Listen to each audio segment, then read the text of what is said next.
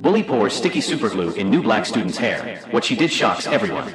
The burning came first, then the panic. Zara felt the viscous liquid running down her scalp, penetrating between her meticulously made tresses. The group's laughter echoed down the corridor as she tried to understand what was happening.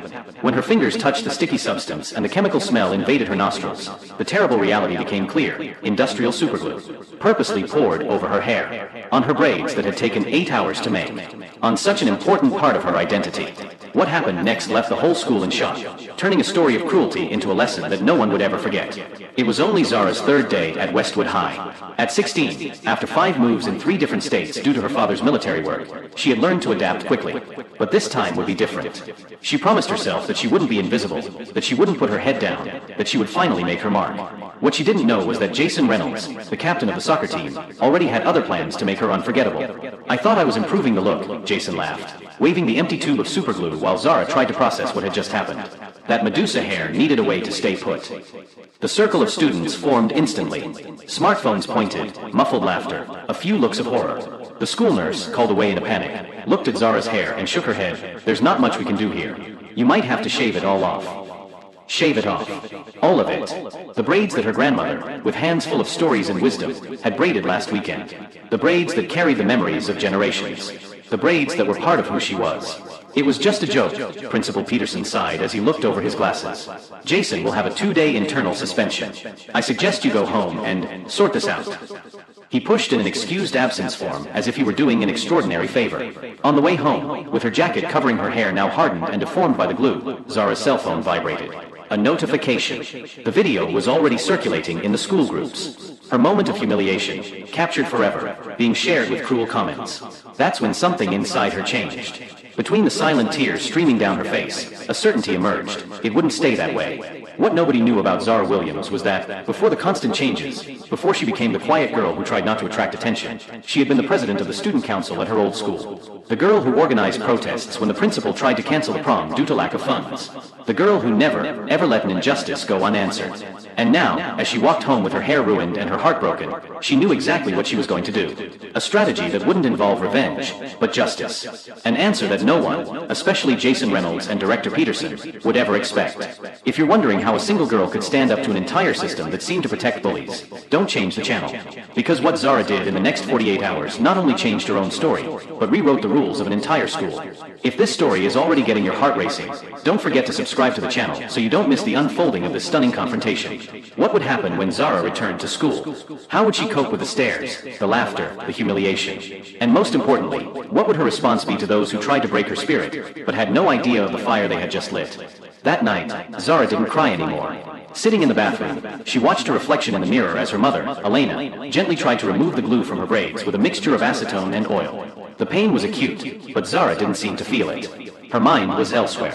"We're going to have to cut it off, darling," Elena finally said, after 2 hours of trying. "The chemistry of industrial glue. There's no saving it." Zara's eyes met her mother's in the reflection of the mirror. "Then cut it all out." The next day, the video had over 5,000 views. Cruel comments poured in. "Now she really looks like she belongs in a zoo. Someone teach this girl how to use shampoo. Jason has done a public service." But when Zara walked through the gates of Westwood High the next morning, the whole corridor fell silent. Her hair was completely shaved. There were no more braids, just her exposed scalp, still with red marks from the chemical burns.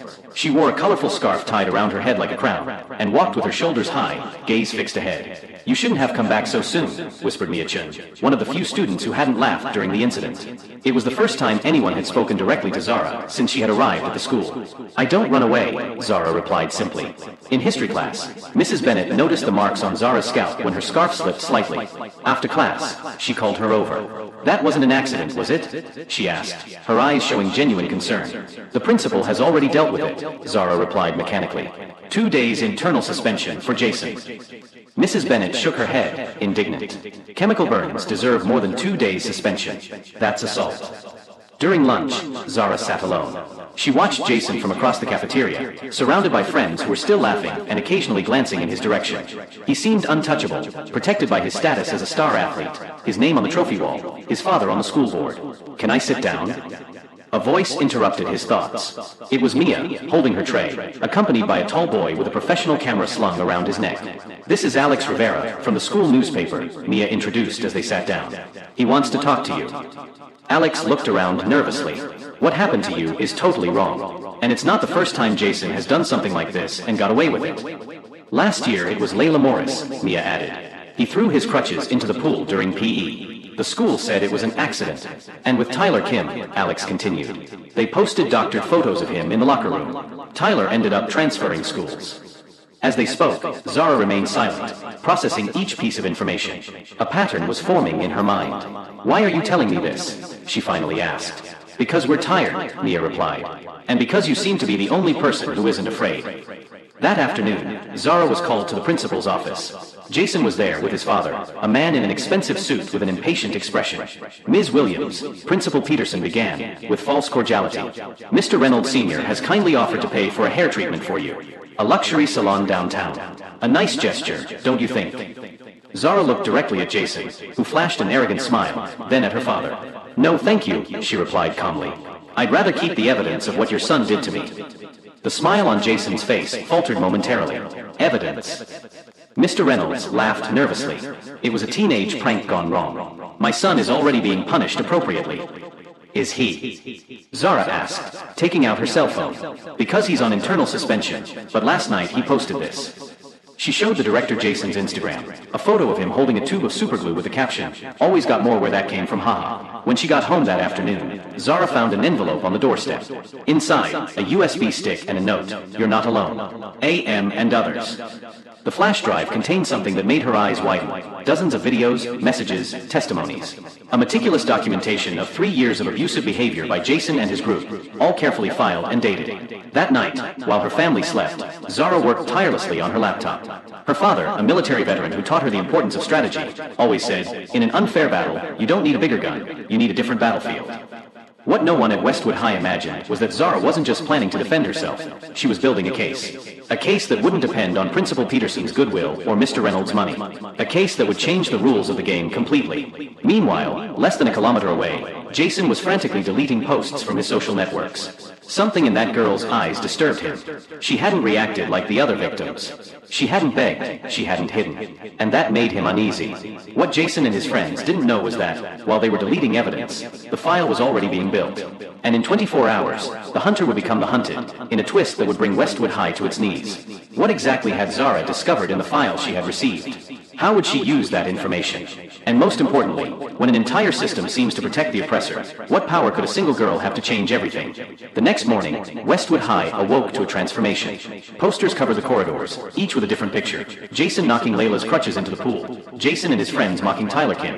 And finally, the frozen video of Jason pouring glue into Zara's hair. Above each image, a single question in large letters. "Why are you silent?" The impact was immediate. Students stopped, took pictures, and shared. In the middle of the main corridor, a makeshift table had been set up with a laptop displaying a full report on the school newspaper's website. Pattern of bullying, the story no one wanted to tell. Principal Peterson ran through the corridors, frantically tearing down posters. "Who is responsible for this?" he shouted, his face red with fury. That's when he noticed a group forming near the entrance. In the center was Zara, standing with her colorful scarf, surrounded by Mia, Alex, and other students, all wearing scarves identical to hers. "Good morning, Principal Peterson," Zara said calmly, her voice stronger than it had ever been. "We've been expecting you." Next to her, a woman in a suit holding a briefcase stared at the director with professional coolness. "Leslie Carter, State Department of Education.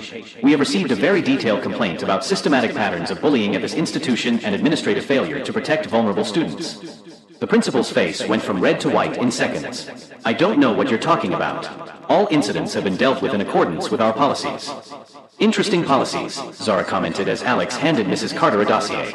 2 days internal suspension for chemical burns to a student's scalp, but 3 days external suspension for wearing a cap in class. Just then, the school doors opened again. Local TV cameras, reporters, and behind them, Mr. Reynolds, who rushed in, looking for his son. "What does this mean?" he demanded, seeing the posters, the cameras, the state representative. "It means we're tired," said Mia, stepping forward. 17 documented cases in 3 years, Mr. Reynolds. Your son is responsible for 12 of them. That's defamation. Mr. Reynolds pointed at Zara. This girl is trying to tarnish my son's reputation. Zara remained impassive. No, sir. I'm just showing you the truth. And I'm not alone. One by one, the students moved forward. Layla with her crutches. Tyler Kim, who had returned especially for this moment. Other faces, many faces, all with similar stories. That's when Jason appeared, pushing past other students to get to his father. What's going on? Dad, do something. I don't think your dad can save you this time, Jason, said Zara calmly, as she turned on her tablet. The video started playing, Jason and his friends, in a school bathroom, planning their attack. Let's teach the new black girl where she belongs, said Jason in the recording. Let's see if that wild hair looks better with a little glue. The silence that followed was deafening. How did you manage that? Jason whispered, wide-eyed. You really should check the locker room more thoroughly before planning racist attacks, Alex replied, adjusting his camera. The surveillance system we installed after you broke Lucas' arm last year captures everything. Mr. Reynolds looked at his son, then at the surrounding TV cameras. Jason, is that true? For the first time, Jason looked small, vulnerable. It was just a joke, Dad. Everyone knew. Everyone knew, Zara repeated, looking directly at Director Peterson. That's exactly the problem. Mrs. Carter closed her briefcase. Principal Peterson, considering the seriousness of this evidence, I'm recommending a full investigation into the administration of this school. And as for you, she turned to Jason, racial harassment and physical assault are not jokes. They're crimes. The next few hours were a whirlwind. Reporters interviewing students. Parents arriving, demanding answers. Principal Peterson, locked in his office, desperately trying to call the school superintendent. In the midst of the chaos, Zara remained serene, answering questions with a calm that surprised even herself. It wasn't about revenge, it was about justice. It was about changing a system that protected oppressors. How did you find the courage to do all this? Asked a reporter. Zara touched her scarf, thinking for a moment. When they attacked my hair, they didn't understand that they were attacking my roots. And roots, she smiled for the first time in days, roots always find a way to grow, even in the most hostile soil. As she left school that day, Zara realized that her struggle had only just begun. The system had shaken, but had not yet fallen completely. Jason and Principal Peterson would face consequences. But what kind of consequences? And most importantly, how would Westwood High and she herself recover from this real explosion? She looked at the group around her, faces that yesterday were strangers and today were allies. The road ahead would be difficult, but for the first time in a long time, she wasn't alone. What no one yet knew was that the dossier handed to Ms. Carter contained an even more shocking revelation, one that would not only change the fate of Jason and Principal Peterson, but shake the very foundations of the entire school district. The State Department of Education's investigation was swift and relentless. 2 weeks after the day Zara exposed everything, Westwood High was unrecognizable. Principal Peterson was removed indefinitely, an administrative euphemism for never to return. And Jason, the boy who seemed untouchable, ended up facing something his money and privilege couldn't buy, real consequences. Mandatory community service, suspension from the team for a year, and enrollment in a re-education program on diversity and respect, explained the new interim principal, Dr. Garcia, in front of the same cameras that had captured the scandal, and a permanent note on his transcript. For Mr. Reynolds, whose public image was everything, the blow was severe. The universities that had offered his son sports scholarships now quietly withdrew their invitations.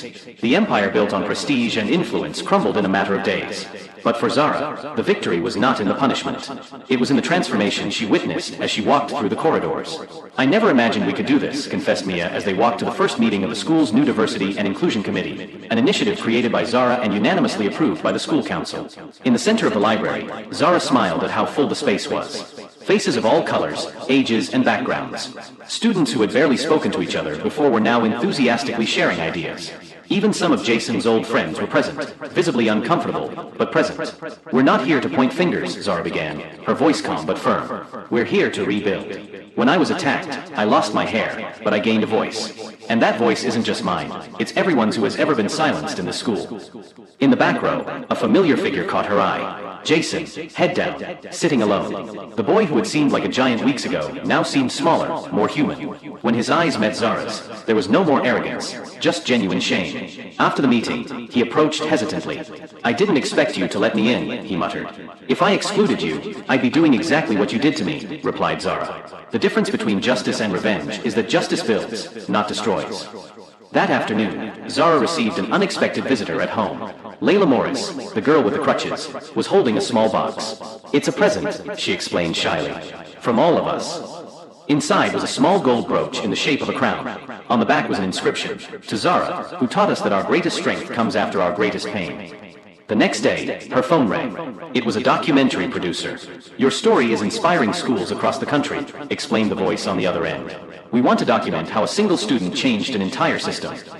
3 months later, when the first strands of hair began to grow back on her scalp, Zara was different. Not just physically, but in her essence. The attack that was supposed to diminish her had, paradoxically, enlarged her. "Do you know what's most ironic?" she said to her mother as they watched the finished documentary together. "They wanted me to feel ashamed of my hair, my appearance. They ended up teaching me to love who I am even more." Elena smiled, holding her daughter's hand. "Some people can only feel great by belittling others. But you've grown by making everyone grow together." At the new Westwood High, the corridors that were once territories divided by social status have become shared spaces. The Diversity Committee has become the school's most popular program.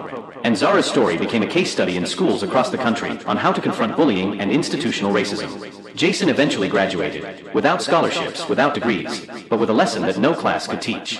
On his last day, he left an envelope in Zara's locker. Inside, a simple letter: "I'll never be able to undo what I've done, but I promise to spend the rest of my life trying to be better because of what you taught me." What began as an act of cruelty ended with a silent revolution. A girl who arrived trying not to attract attention ended up changing everything. Not with hatred or revenge, but with something much more powerful: truth and justice. Because true strength is never in how many people you can bring down. It's in how many you can lift up, including yourself, even when everything seems to want to keep you down. So when you face injustice, remember Zara. Remember that a single voice can start a choir. That a single story can rewrite an entire book. And that sometimes, what seems to be our weakest moment can become our greatest strength. If this story touched you, share it with someone who needs to hear it. Leave a comment about a time when you faced injustice or help someone else to do so. And of course, subscribe to the channel for more inspiring stories that show that, even in the darkest moments, there is always light when we have the courage to turn it on.